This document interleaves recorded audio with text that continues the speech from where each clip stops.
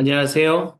이 땅의 일에 대한 통합된 그리스도교 관점을 소개하고 나누기 위해 기독교 대한 선교교회 소금빛 교회에서 설립하고 후원하는 파이미니스트리 호포스 연구소 제공 2025년 소명 1 그리고 사역 다섯 번째 나눔을 시작하겠습니다. 호포스 연구소의 중급 나눔 과정인 이 이 나눔의 다섯 번째 주제는 바로 사역입니다. 사역에 대해서 오늘 그리고 다음 주에 여섯 번째 시간 이렇게 두 번에 걸쳐서 사역이 무엇인가라는 부분에 있어서 뭐 사역을 모르는 분들은 없겠죠. 사역이란 말을 모르는 분은 없을 겁니다. 근데 그 사역을 우리가 좀 더 온전하게 바라보기 위해서는 어떤 것들을 알아야 하는지에 대해서 이 시간 우리가 함께 주님의 지혜와 능력을 나누겠습니다. 제가 잠시 기도하고 시작합니다. 거룩하신 주님, 소명 1, 그리고 사역 다섯 번째 나눔을 시작합니다. 오늘과 다음 시간에 걸쳐 두 번에 걸쳐서 저희가 사역에 대해서 이야기를 나눕니다. 주님께서 주시는 지혜와 능력이 충만하게 하옵소서. 그리스도인이라면 사역이라는 말을 모르는 사람이 없습니다. 하지만 성도가 이 단어를 온전하게 알기 위해서는 무엇을 깨달아야 하는지 우리는 주님의 지혜와 주님의 능력이 필요합니다. 이 시간 우리에게 임재하여 주셔서 주님이 주시는 지혜와 능력이 충만하도록 우리를 인도하여 주시고 우리의 삶을 복되게 하여 주옵소서. 주님께 모든 영광, 감사, 그리고 찬양을 올려드리며 살아계신 우리 주 예수님의 이름으로 기도드립니다. 아멘. 그래서 오늘 이제 뭐 방금 전에 말씀드렸던 것처럼 이제 소명, 일, 그리고 사역, 이제 저희가 다섯 번째 나눔을 이제 진행하게 되는데 소명에 대해서 저희가 이야기를 나눴었고요. 그리고 이제 일에 대해서도 이야기를 나눴었습니다.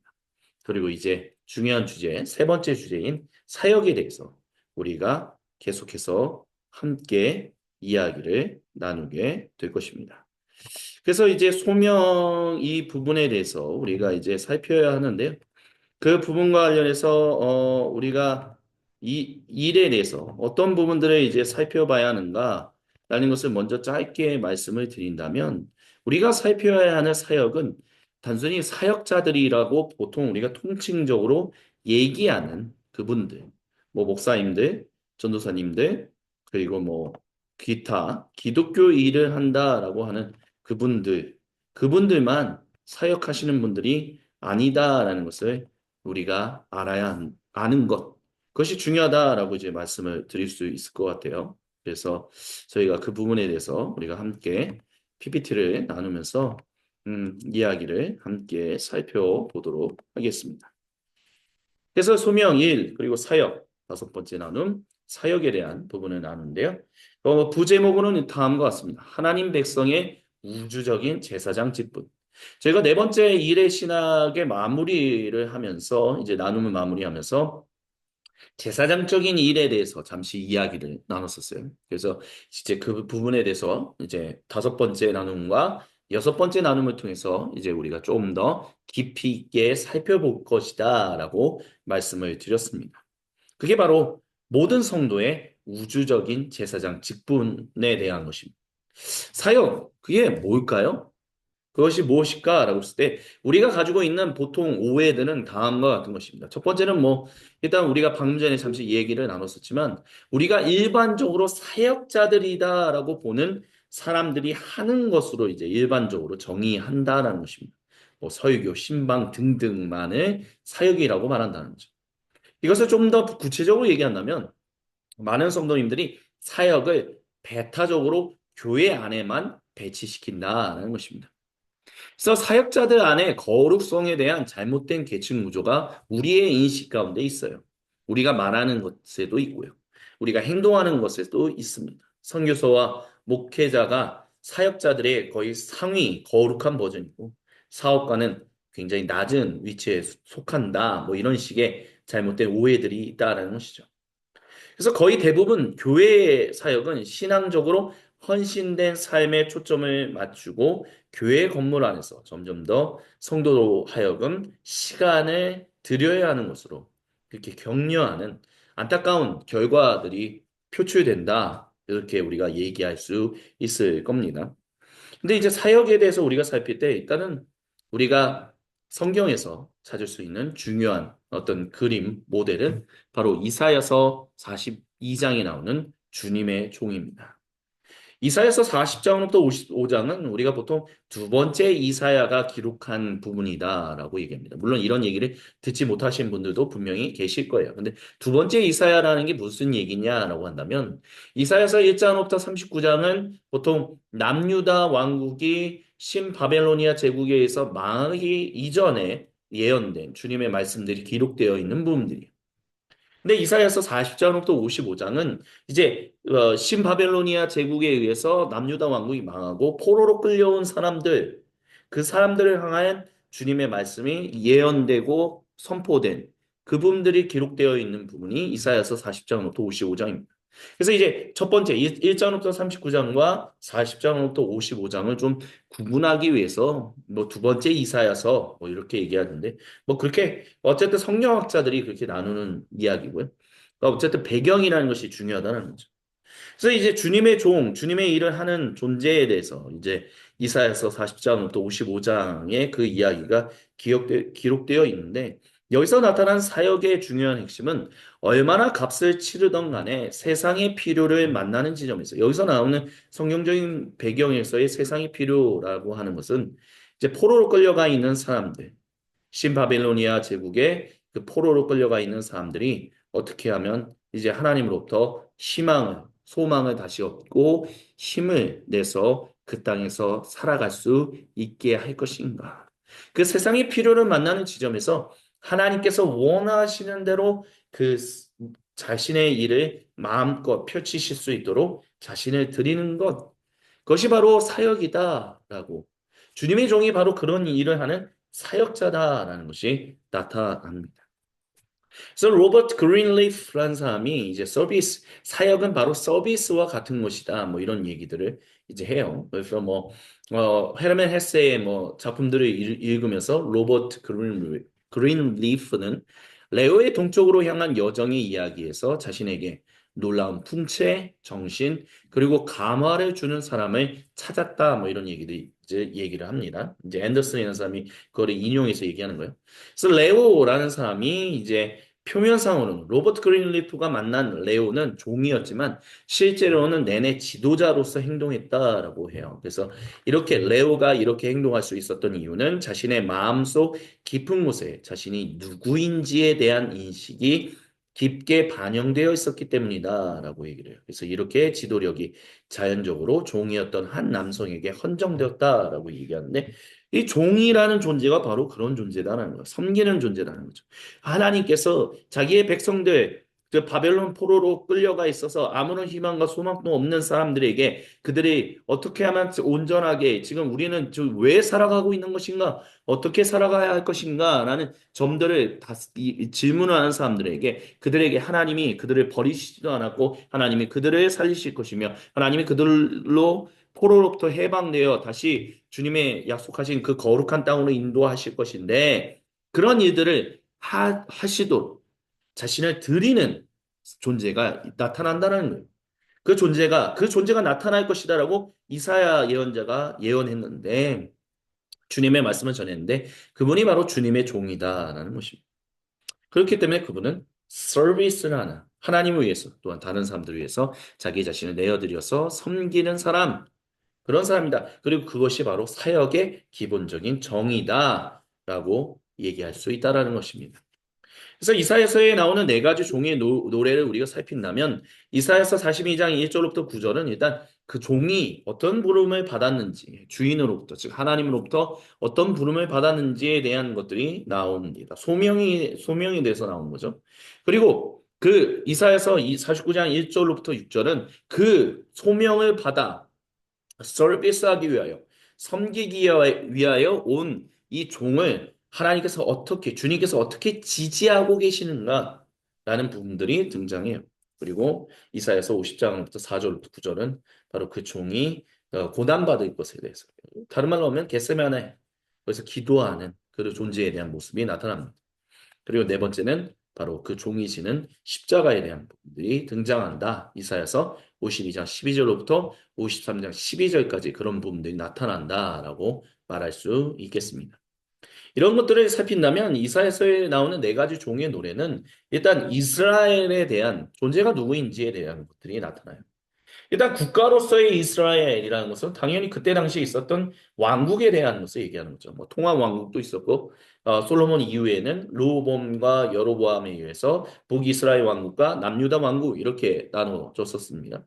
국가로서의 이스라엘이 나오죠. 근데 그 국가로서의 이스라엘이 실패했다는 거예요. 하나님 백성답게 하나님이 자기 그분의 백성에게 신실하셨던 것처럼 언약에 신실하셨던 것처럼 그렇게 사랑을 사랑하셨던 것처럼 하나님 백성인 이 국가로서의 이스라엘, 북이스라엘 왕국과 남유다 왕국이 하나님을 사랑하는데 실패했다는 거예요. 그렇기 때문에 각각 아시리아와 신바빌로니아 제국에 의해서 포로로 끌려가고 망하게 되는 일들이 있었다는 거죠.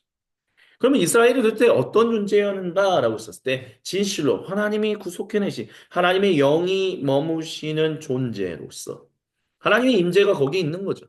하나님의 임재가 있는 그 임재 속에 살아가는 백성으로서 이스라엘이 어떠한 존재로서 그 말씀에 온전히 순종하며 하나님 백성답게 살아가는 삶을 살아가야 한대. 왜요? 하나님을 위해서 그리고 다른 사람들을 위해서 구속받아야 하는 구원받아야 하는 다른 사람들을 위해서 그렇게 살아가라라고 하나님께서 그들을 모세를 통해서 이집트 신왕조로부터 탈출시킨 거잖아요. 출애굽시킨 거잖아요. 구속하신 거잖아요. 그러면 그 구속받은 사람답게 그리고 그들에게 성전을 짓게 하시고 그 성전 안에 하나님의 영, 즉 하나님이 임재해 계셨기 때문에 그들은 하나님의 백성으로서 인정받고 어떤 예배를 드리든 어떠한 제사를 드리든 하나님이 받으시는 예배와 제사를 드릴 수 있는 존재들이었다라는 거죠. 그렇게 부르신 이유는 방금 전에 말씀드렸던 것처럼 이상적인 이스라엘 모든 사람을 온 창조 세계를 구속하는 그 일을 위하여 하나님의 그 거룩하신 일을 이 땅 가운데 온전히 발현되도록 자신을 내어드리는 서비스라는 존재로서 이스라엘을 불렀다라는 근데 그 이스라엘이 실패했다는 거죠. 하지만 그 일을 이루시는 분을 내가 보내겠다. 누구에게? 바빌론 포로기 가운데 있는 사람들에게 너희가 그 백성으로 다시 살아가게끔 인도하리라. 나는 너희의 하나님이 되고 너희는 내 백성으로서 우리는 한 가족으로서 살아가게 될 것이다. 그 일을 하는 존재를 바로 종을 보내겠다라고 얘기했다는 거예요. 그분이 그리고 우리 교회 성도들은 바로 그분이 메시아이신 그리스도 예수님이다라고 얘기한다라는 것입니다. 그래서 그리스도 예수님의 교회로서 우리는 예수님께서 그 종으로서 섬기셨던 것처럼 우리도 섬기는 존재죠. 섬기는 리더, 섬기는 분들과 함께 우리 종된 사람들로 살아갑니다. 이것을 토대로서 우리가 얘기할 수 있는 것은 무엇이냐면 하나님의 온 백성은 사역자들이고 모든 성도는 사역자들이다. 이사야서 42장 1절부터 9절의 말씀을 우리가 한번 같이 들어보죠. 세번역 성경입니다. 나의 종을 보아라. 그는 내가 붙들어 주는 사람이다. 내가 택한 사람, 내가 마음으로 기뻐하는 사람이다. 내가 그에게 내 영을 주었으니 그가 민족에게 공의를 베풀 것이다. 그는 소리치거나 목소리를 높이지 않으며 거리에서는 그 소리가 들리지 않게 할 것이다. 그가 상한 갈대를 꺾지 않으며 꺼져가는 등불을 끄지 않으며 진리로 공의를 베풀 것이다. 그는 쇠하지 않으며 낙담하지 않으며 끝내 세상에 공의를 세울 것이니 먼 나라에서도 그의 가르침을 받기를 간절히 기다릴 것이다. 하나님께서 하늘을 창조하여 펴시고 땅을 만드시고 거기에 사는 온갖 것을 만드셨다. 땅 위에 사는 백성에게 생명을 주시고 땅 위에 걸어다니는 사람들에게 목숨을 주셨다. 주 하나님께서 이렇게 말씀하신다. 나 주가 의를 이루려고 너 종을 불렀다. 내가 너의 손을 붙들어주고 너를 지켜주어서 너를 백성의 언약과 이방의 빛이 되게 할 것이니 내가 눈먼 사람의 눈을 뜨게 하고 감옥에 갇힌 사람을 이끌어내고 어두운 영창에 갇힌 이를 풀어줄 것이다. 나는 주다. 이것이 내 이름이다. 나는 내가 받을 영광을 다른 사람에게 넘겨주지 않고 내가 받을 찬양을 우상들에게 양보하지 않는다. 전에 예고한 일들이 다 이루어졌다. 이제 내가 새로 일어날 일들을 예고한다.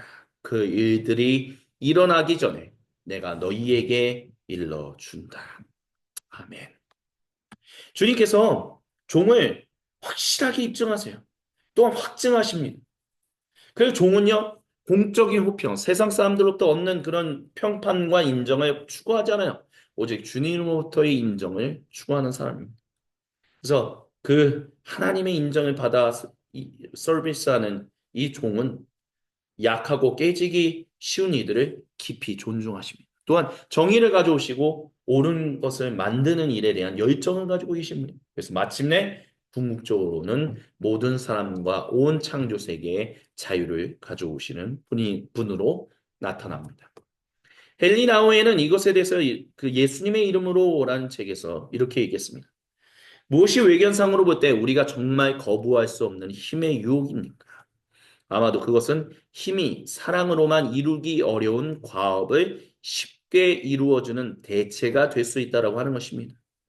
하나님을 사랑하는 것보다 하나님이 되는 것, 사람들을 사랑하는 것보다 컨트롤하는 것, 생명을 사랑하는 것보다 자기 생명으로 삼는 것이 더 쉬워 보입니다. 하지만 한 가지 저에게 분명한 것은 친밀함, 그 친밀성이 위협받을 때가 힘의 유혹이 가장 강해지는 때라는 것입니다. 그러나 우리가 교회로서 성도로서 잊지 말아야 할 것은 대다수 그리스도인들의 지도력은 사람들에 의해 훈련된다는 것입니다. 건강하고 친밀감 있는 관계를 어떻게 개발해야 하는지 모르는 이들은 대신 힘과 조정하는 것, 컨트롤하는 것을 그냥 쉽게 선택해 옵니다. 그래서 많은 그리스도교 제국 건설자들이 사람들과 사랑을 주고받는 것을 하지 못했던 이유가 바로 그것이다라고요. 수단받는 종, 그 수단받는 종이 바로 메시아 왕이다라는 그 지도력을 이어받지 않았기 때문에 더 쉬운 길을 선택했다는 거예요. 하지만 우리 종이신 세상을 섬기신 서비스하신 사역하신 주님은 그 쉬운 길을 가지 않으셨다라는 것입니다. 그렇기 때문에 그분이 종이다라고 이사야서는 우리에게 얘기해주고 있는 거예요. 그렇기 때문에 그 종이신 예수님을 따라 살아가는 모든 사역자들인 성도들은 사역으로 부름받았기 때문에 살아계신 하나님과 함께하는 사역자라는 것을 기억해야 합니다. 그렇게 부름받았다는 거예요. 살아계신 하나님을 위해서 부르심을 받은 적이 없다는 것을 잊지 말라라고 보겠으면 얘기합니다. 삼위 하나님께서 어떻게 공동의 사역, 서비스를 하셨는지 쉬운 길을 선택하시지 아니하시고 어려운 길을 선택하며 가셨는지에 대해서 우리는 반드시 잊지 말아야 합니다. 그래서 오늘 시가 조금은 어렵지만 삼위일체와 관련해서 그 삼위일체와 하나님 백성의 사역의 관계성에 대해서 우리가 함께 이야기를 좀 살펴보려고 합니다. 삼위일체, 삼위 하나님에 대한 것을 얘기하는 거죠. 이것을 정의한다면 이렇게 정의할 수 있습니다. 상호 간의 구성 단위 안에서의 아버지, 아들, 그리고 성령님. 그것이 각 위격, 아버지, 아들, 성령님은 위격이라고 하죠. 그리고 그것이 한 분 하나입니다라고 얘기하는 것을 우리는 본질이라고 얘기합니다. 그래서 각 위격은 다른 위격을 감싸며 다른 위격 안에서 그 각 위격이 사이기에 그들은 한 하나님으로 매우 깊고 매우 연합되어 있다라는 것을 말하는 것이 바로 삼위 하나님입니다. 무슨 말인지 도저히 모르실 수도 있어요. 그거에 대해서 토마스 토렌스는 이렇게 얘기합니다. 삼위일체 교리는요, 우리 교회가 가진 성도들이 가진 하나님을 아는 지식의 근본적인 문법이다라고 얘기를 해요. 그럼 왜 그럴 수밖에 없느냐라고 한다면 삼위일체 교리는 그분의 성육신이라는 자기 드러내심, 자기 계시를 통하여 하나님이 그분 자신을 그 방식, 성육신하신 말씀이신 예수님과 성령님으로 표현하셨기 때문이다라고 얘기를 해요. 그렇게 표현하셨으니까 우리는 그 문법으로 주님이 누구이신지를 선언한다는 거죠. 증언한다는 거죠. 그래서 우리는 그분이 자기의 존재, 거룩한 존재를 드러내신 그 안에서만, 그 관계 안에서만 하나님이 누구이신지를 알 수 있어요. 그리고 그것을 아는 범위 내에서만 우리는 아버지, 아들, 그리고 성령님이라는 거룩한 생명 안에서 우리는 하나님과 다른 사람들과 창조 세계와 함께 친밀한 인격적인 교제를 나눈다라고 얘기할 수 있습니다.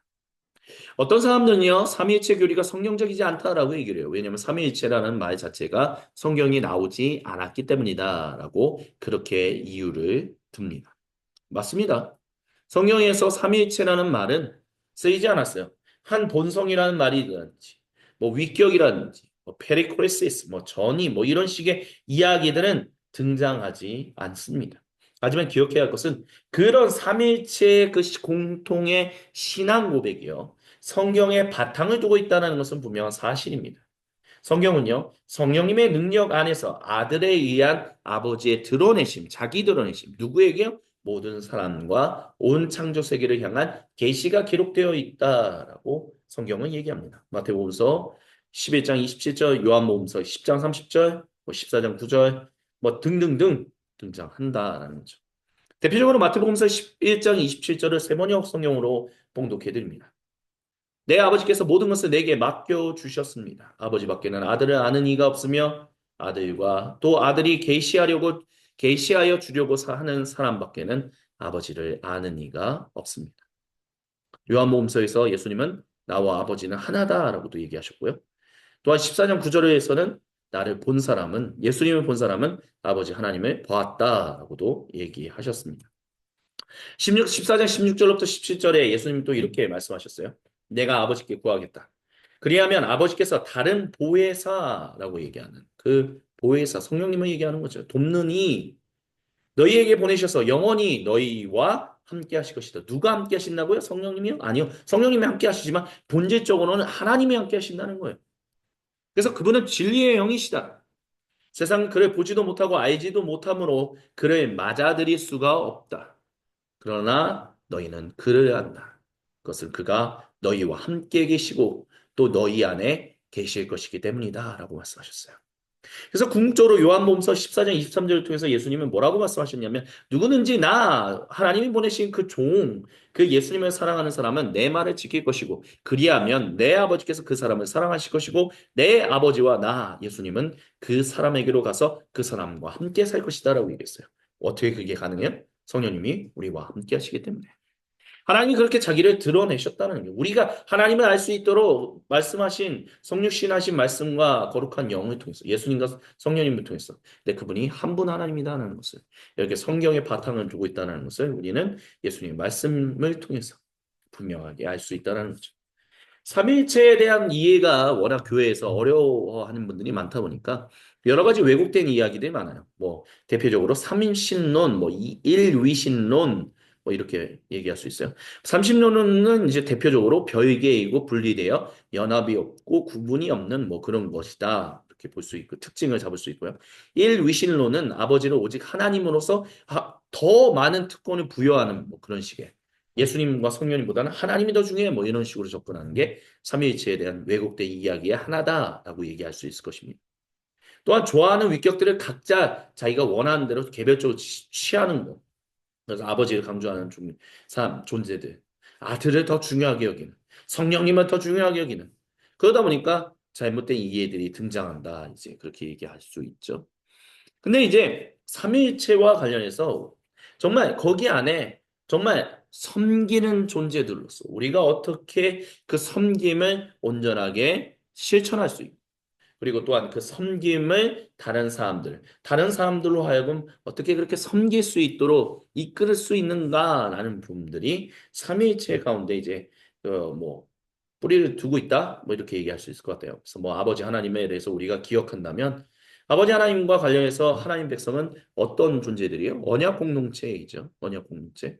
그래서 우리는 창조적인 청지기들로서 살아가라라고 부르심을 받았어요. 그래서 그런 지도력은 좀 더 계층적인 어떤 모습들을, 그러니까 계층적인 것들을 완전히 다 거부한다 이렇게 얘기할 수는 없죠. 그러니까 뭐 평등하고 하나 되고 그렇지만 분명한 것은 지도력이라는 것은 지도자와 따르는 사람들이 있다라는 것을 기억해야 돼요. 그렇기 때문에 계층이라는 것 자체가 위계의 질서라는 게 잘못 쓰이기 때문에 좀 문제가 되긴 하지만 계층적인 모습들이 있다라는 것을 아예 그런 것이 존재하지 않는다. 하나님이 그것을 부정한다. 그런 것은 아니다라는 것을 우리는 좀 기억할 수 있어야 합니다. 또 아들에 대해서 우리가 강조할 때는 하나님 나라 공동체를 우리는 하나님 언약 공동체 한 가족이지만 우리는 하나님 나라 공동체라는 거예요. 그래서 우리는 그리스도를 중심으로 한 서비스 사역을 하는 존재들. 그래서 우리는 바로 종의 리더십에 대해서 우리는 좀 더 집중하게 됩니다.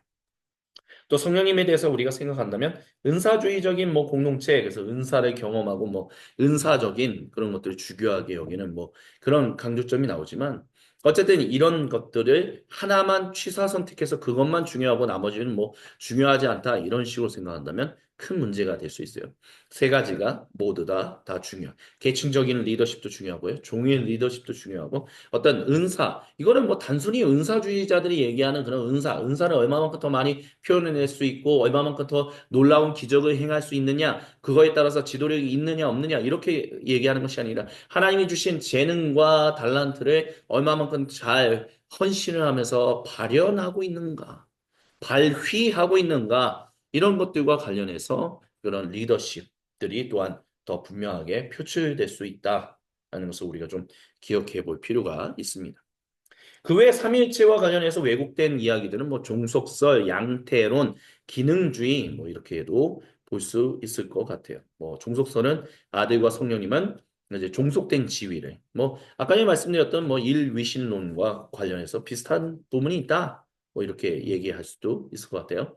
양태론은 다른 형태로 나타나는 한 하나님, 그래서 아들로도 나타나시고 성령님으로도 나타나시고 아버지로 나타나신다. 그러니까 각 필요에 따라서 다양한 형태로 이 세 가지 형태로 등장하시는 분이다. 이게 얼핏 보면 삼위일체론이다라고도 얘기할 수 있지만 사실은 좀 왜곡된 부분이 있다는 것을 우리가 좀 기억해 볼 필요가 있어요. 뭐 또 기능적으로 접근하는 것. 아버지는 창조하시고 아들은 구속하시며 성령님은 뭐 힘을 부여하시는 이런 식의 관점도.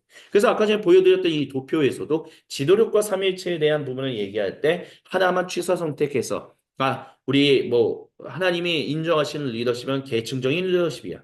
아니야, 종의 리더십이야. 은사적인 리더십이야. 이렇게 따로따로 좀 접근해서 그것만 부각시키고 드러내는 것이 아니라 이 모든 것이 다 중요하다. 통합적으로 하나님 앞에서 나타나고 있다는 것을 우리도 그것을 따라서 살아가야 한다는 것을 우리의 지도력도 그와 같이 나타날 수 있어야 한다는 것을 주님은 우리에게 말씀하고 계시다는 것이죠. 그래서 뭐 삼일체에 대해서 이제 얘기하면 이제 one가 three person 뭐 이렇게 얘기할 수 있는데 뭐 어떤 것을 강조하느냐 해서 뭐 예를 들어서 아버지 하나님을 좀 더 강조한다 그렇게 이제 얘기를 하면 이제 아리우스라는 뭐 이거냐 교회사에서 삼일체론과 관련해서 이제 나타나는 뭐 여러 가지 것인데 이러면 이제 종속설이 좀 더 강조되는 그런 잘못된 왜곡된 이야기가 나올 수 있고 그 반대로 하나님과 어떤 그 평등성을 강조하면 사벨리우스주의라고 하는 모달리즘이라는 것, 뭐 그런 것들이 또 등장할 수도 있다라고 합니다. 그리고 너무 뭐 또 반대로 이제 three person 세 위격만 너무 강조하고 그렇게 되면 삼신론적인 어떤 그런 접근도 나타난다. 뭐 이렇게 볼 수 있어요. 삼위일체론의 대표적인 고대 교회에 있어서 어떤 잘못된 왜곡된 이야기들이 삼신론 또 이제 종속설 또 모달리즘 뭐 이런 것들이 있었다라는 것을 뭐 기억해 볼 필요가 뭐 그런 얘기가 있다는 것만 기억하시면 좋을 것 같아요. 그래서 이제 이런 이단들이라고 우리가 보통 통칭적으로 불렀죠. 이런 이단들에 대응해서 고대 교회는 어떻게 신앙 고백을 했느냐라고 했을 때 니케아 공의에서는 325년에 열렸던 니케아 공의에서는 호모 우시오스를 강조했었습니다. 동의 본질이라는 거죠. 특별히 여기서 동의 본질이라는 것은 아버지와 아들은 동의 본질이다. 유사 본질이 아니다라는 것을 강조하는 것이 바로 니케아 공의입니다. 이것이 아리우스와 관련해서 이제 나타난 것이죠. 그리고 그 다음에 이제 성령님은 어떠한 존재인가라는 것이 이제 중요하게 다뤘을 때 그것이 381년에 열렸던 콘스탄티노프 공의에서 성령님은 아버지로부터 발출하신다. 그렇다고 해서 뭐 종속되었다 그런 얘기는 하지 않아요. 아버지로부터 발출됐다. 그래서 1215년에 이제 4차 라테란 공예, 이거는 뭐 카톨릭이 주도한 공예이긴 하지만 여기서 이제 경륜적인 삼위일체, 즉 하나님이 구원에서 어떻게 자신을 드러내시는가와 내적인 삼위일체, 하나님의 내적 관계 안에서 어떠한 존재인가라는 것을 균형 잡는 어떤 그런 공예가 있었다라고 얘기를 해요. 그래서 뭐 플로렌스의 1442년에 공예에서는 뭐 페리크레시스하고 침투적인 것이다. 그래서 그걸 조금 더 드러낸다면 프로네스 공의에서는 아버지는 아들과 성령님 안에서 완전하다. 성령님은 아버지와 아들 안에서 완전하다. 영원으로부터 성령님은 아버지와 아들로부터 발출한다. 뭐 이런 것들을 정의했다라고 얘기를 해요. 그래서 각 위격들은 다른 위격 안에서 완전하고 성삼위의 상호 내재성을 이제 강조한 거고요. 침투하고 다른 위격에 의해서 또한 침투받는다. 뭐 교제를 나눈다. 뭐 이런 것들을 얘기하는 거예요. 페리코레시스가 바로 그런 것을 의미한다라고 얘기를 해요. 그래서 삼위일체를 이제 가장 쉽게 얘기할 수 있는 것은 하나님은 아버지이고 아들이시며 성령님이신데 아버지는 아들과 같지 않고 아버지는 성령님과 같지 않으며 아들은 성령님과 같지 않다라고 얘기하는 거. 그게 삼위일체다라고 합니다.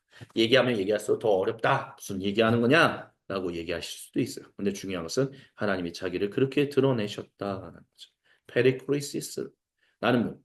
그래서 이 페리크리스라는 말을 사용했던 분들이 이제 갑바도키아, 요즘에는 이제 갑바도키아, 터키에 있는 갑바도키아를 굉장히 그 옛날 고대 도시도 있고, 거기에서 이제 아침에 이제 그, 뭐죠? 그 풍선이라고 하는 그거를 타고, 열기구르라고 하죠. 열기구를 타고 하늘로 쭉 올라가서 떠오르는 태양을 바라보는 이런 관광지로 굉장히 유명하지만, 이 주 주 5세기경에 살았던 이 갑바도키아의 세 명의 교부들이라고 하는 사람들은 이 페레코스 하나님은 도대체 어떻게 이해할 수 있는가? 하나님은 어떠한 존재인가라는 것을 얘기할 때 이 페리코레시스라는 말이 중요하다라고 처음으로 강조했어요. 그래서 페리코레시스는 호혜성을 이제 나타나는 건데 호혜성이란 말 자체도 어렵죠. 우리 이제 사전을 찾아보면 서로 특별한 혜택을 주고받는 것이다. 이렇게 얘기해요. 교환, 주고받는 관계성. 위격들의 춤, 뭐 이렇게도 얘기할 수 있습니다.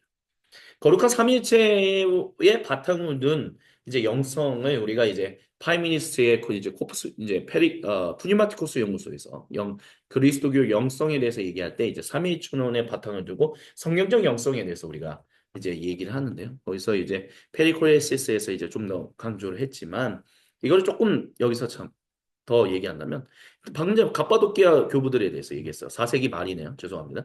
그래서 4세기 말에 위대한 바실레이오스, 니사의 그레고리우스, 나지아 조스의 그레고리우스 이런 사람들이 이제 페리코레시스라는 말을 사용했는데요. 하나님은 성찬 안에서 그의 존재를 취하신다. 아버지, 아들 그리고 성령님 뒤에 하나님은 없다. 그분이 바로 하나님이시기 때문에 뭐 이렇게 얘기한 거죠. 그래서 우시아라는 말 자체가 아버지, 아들 그리고 성령의 관계 안에서의 존재를 강조하는 것이다. 뭐 이런 것들을 이제 굉장히 그래서 페리코레시스라는 말 자체가 결국에는 처음에는 어디에서 쓰였느냐라고 한다면 성찬이라는 말에서 우리가 성찬을 나눌 때 성찬을 우리가 받을 때 어떻게 우리가 하나님 빵과 그냥 음식과 음료인데 그것이 어떻게 하나님 그분 자신을 우리가 받는 것이냐라는 부분에 대해서 질문들이 나타나는데 그것은 바로 하나님이 그렇게 자기를 드러내시고 예수님이 그것을 설정하시고 우리가 예수님이 그 성찬을 지키라고 하셨잖아요. 그래서 말씀을 따라서 우리가 성찬을 지킬 때 성령님이 거기에 임재하심으로 말미암아 우리는 예수님의 몸과 예수님의 보혈을 먹고 마시게 된다라고 얘기를 했고요. 그렇게 될 수 있는 것은 서로 가운데 침투하고 침투받는 서로 가운데 관계 맺는 그런 일련의 하나님의 자기 드러내심이 있기 때문에 그리고 우리가 성찬을 받음으로 말미암아 예수님의 몸과 보혈을 받음으로 말미암아 예수님과 아버지 하나님이 아버지께서 한 분이신 것처럼 우리도 그분 그러니까 예수님과만 관계를 맺는 것이 아니라 아버지 하나님과도 관계를 맺게 되는 것이고 그렇기 때문에 우리는 하나님 자녀다 뭐 이렇게 얘기할 수 있다는 것이죠. 이런 것들이 이제 결국에는 하나님의 자기 드러내심이라는 삼위일체 속에서 나타나는 거예요. 근데 왜 삼위일체가 사역, 섬김, 서비스를 이해하는 데 있어서 핵심인가라고 했었을 때 자기를 내어주신 거잖아요, 예수님이. 예수님이 자기를 내어주심으로 십자가에서 자기를 내어주심으로 말미암아 모든 사람과 온 창조 세계가 구속을 받을 수 있게 된 것이거든요. 하나님 아버지께서 약속하신 그 구속이 마침내 성취된 것이라는 거예요. 그리고 성령님이 우리에게 임하심으로 말미암아 그것이 완성을 향해 나아가고 있다는 거죠. 그래서 자기를 내어주신 사람, 아버지 하나님이 아들을 내어주신 사람, 아들이 스스로를 내어주심으로 말미암아, 그리고 이제 아들이 가시고 하나님께서 성령님을 우리에게 보내주심으로 말미암아 우리가 하나님 자녀로서 그분과 함께 더불어 살아갈 수 있는 언약의 백성이 되었다. 그게 종의 리더십이, 종의 지도력이 바로 성찬 안에서 분명하게 드러나고 있기 때문에 그 성찬 안에 삼위 하나님의 움직이심, 페리크레시스라는 그 움직임이 분명하게 드러나고 있기 때문에 드러난다는 말이 계시이기 때문에 이 성, 이 삼위일체를 이해하는 것이 바로 주님의 그 섬김, 그 사역, 하나님의 모든 백성으로 성령님을 통하여 아들 예수님 안에서 아버지 하나님과 친밀한 관계를 맺고 있는 하나님 백성들이 살아가야 할 그 삶과 그 서비스와 뗄래야 뗄 수 없는 관계가 있다라고 얘기할 수 있다는 것입니다. 근데 이게 이제 서구교회에서는 조금 이제 아우구스티누스 때문에 조금 혼돈 가운데 들어갔다. 그래서 이제 경륜적 삼위일체라는 부분보다는 내재적인 삼위일체가 좀 더 강조되었다라고 이제 제임스 휴스턴 교수님이 그렇게 얘기를 해요. 그래서 새 위격 안에 한 본질에 대해서 아우구스티누스가 이제 주 5세기경의 신학자가 그렇게 된 거죠. 그래서 이제 뭐뭐 하는 경향이라는 단어로 이제 삼위일체에 대해서 이제 표현을 했는데 이것이 뭐냐면 그분이 그 자신을 드러내신 것 같이 하나님으로부터 그 자신 안에 그분이 있는 것 같은 분리된 하나님이라는 그런 뉘앙스가 등장하기 시작했다. 그래서 좀 더 수학적으로, 그러니까 논리적인 접근을 이제 삼위일체에 대해서 이제 논리적인 접근을 어거스틴이 했다라고 얘기를 해요. 그래서 이제 이것은 결국에는 거룩한 본질을 드러내는 언어다. 이렇게 얘기를 한 거예요. 근데 그런 것들이 결국 우리로 하여금 삼위일체를 좀 더 이해하기 어렵게 만드는 어떤 그런 장을 열었다. 이렇게 볼 수 있는 거예요. 그래서 제임스 휘스턴 교수님이 뭐라고 얘기했냐면 사실상 아우구스티누스가 말한 하나님 안의 관계들은 진정한 존재이신 하나님과는 크게 관련이 없으며 좀 냉정하죠. 어찌 보면 어거스틴이 말한 삼위일체론은 니케아 공의와는 반대되는 측면이 있다라고 할 수 있다라고 얘기했어요. 그것은 만약 하나님이 하나님이라면 인간으로서 삼위일체임에도 불구하고라는 식으로 표현된다라고요. 그래서 서구에서의 이런 관계적인, 그러니까 아버지, 아들, 성령님의 한 분 하나님의 관계성을 강조하는 것이 바로 삼위일체의 언어였는데, 그래서 페리콜레시스라는 말이 등장했는 것인데 그것을 좀 더 논리적인 구조로서 이해하려다 보니까 그런 관계적인 그리스 교부들의 그 해석, 말의 해체가 일어났다는 거죠. 그래서 이게 삼위일체론 신학의 결과론적으로는 법조동사라는 말. 법조동사란 말이 뭐냐? 결국에는 그냥 그 단어 자체. 그래서 내재적으로 하나님의 어떠한 관계, 좀 더 그게 어떻게 접근할 수 있는가, 우리가 좀 더 그거를 논리적으로 어떻게 이해하며 나아갈 수 있는가. 삼위일체라는 말이 되게 비논리적인 것처럼 느껴질 수도 있지만 사실 중세 때까지 삼위일체에 대한 강조는 그거에 대한 논쟁은 굉장히 논리적. 그래서 내재적 삼위일체에 대해서 아우 막 되게 복잡하다, 막 어렵다, 뭐 그게 뭐야라고 얘기야. 이제 신학을 공부하는 오늘날 이제 20세기, 21세기 이제 신학을 공부하는 분들은 저도 포함해서 그때 당시 공부할 때, 아, 뭐야? 라고 얘기할 때도 있었지만, 사실 그들에게 있어서는 가장 이상적인, 우리가 생각했을 때는 비이성적이다라고 볼 수 있는데, 가장 이성적인 접근을 하는 것이 바로 내재적 삼위일체에 대한 어떤 그런 연구들이었다, 뭐, 고백이었다, 뭐, 이렇게 볼 수도 있어요. 어찌됐든 제임스 휴스턴은 그래서 이런 서구 신학의 이런 관점들이 조금 안타까운 지점에 다다르게 되었다라고 얘기를 해요. 하지만 그 부분을 회복해야 한다라는 거죠. 그래서 우리가 삼위 하나님의 그 일하심에 함께해서 한 분 하나님이 드러나시는 그런 모습들을 우리가 온전하게 이해하게 된다면 우리는 삼위 하나님의 사랑하는 삶에 들어가 있다는 것을 기억하게 된다라고 얘기해요. 그리고 우리는 서비스하는 사역하는 사람들로 살아간다.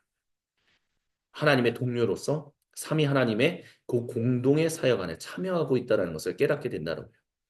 그리고 교회는 그 삼위일체를 드러내는 거룩한 그림, 아름다운 그림, 성화로서 그걸 다른 말로 하면 이콘이다라고 할 수 있겠죠. 그래서 다양성을 통한 일치의 어떤 그런 모습들을 나타낼 수 있다라고 표현할 수 있습니다. 그리고 선교는 이제 하나님의 황홀한 생명을 드러내는 그 안에 포함되어 있는 것을 우리는 볼 수 있게 된다라고 또 보 교수님이 얘기를 해요. 또 존슨이라는 분은 우리는 하나님의 하나님과 함께 말 자체도 좀 어렵기도 하죠. 어쨌든 하나님의 하나님과 함께하는 주요 애인, 사랑하는 대상이다라고 얘기를 해요.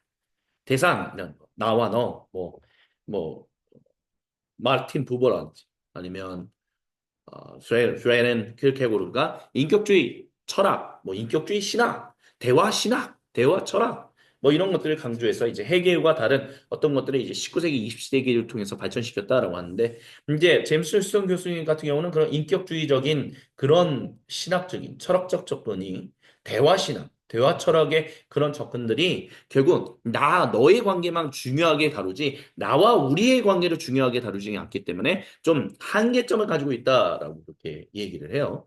그래서 여기서 중요하게 여기는 것처럼 우리라는 단어, 우리가 함께 더불어. 그래서 우리는 서로의 하나님과 함께하는 중요한 애인이라는 거예요. 우리는 세상의 하나님과 함께하는 중요한 애인이다. 그런 얘기를 합니다. 이렇게 삼위일체를 분명하게 이해하면 어떤 일이 일어났냐라고 했을 때 우리의 섬김, 즉 우리의 사역, 그러니까 섬김 이꼴 사역인 거예요. 사역 이꼴 섬김. 그래서 우리는 삼위 하나님 안에 공동의 사역 안에서 참여하는 하나님의 협력자들이 된다라는 것이죠. 그래서 우리는 우리를 통하여 섬기시는 하나님을 섬기게 된다라고 얘기할 수 있습니다. 거룩하신 삼위일체 하나님이 결국 모든 사역자들의 모든 성도의 그 서비스의 근원이 되시는 거예요. 그래서 사역은 우리가 결국 결과론적으로 어떻게 정의낼 수 있냐면 우리가 하나님을 위해서 하는 것이 아니라 하나님이 우리를 통해서 하시는 거예요. 삼위 하나님의 안에 우리의 사역, 우리의 섬김이 있다는 거죠.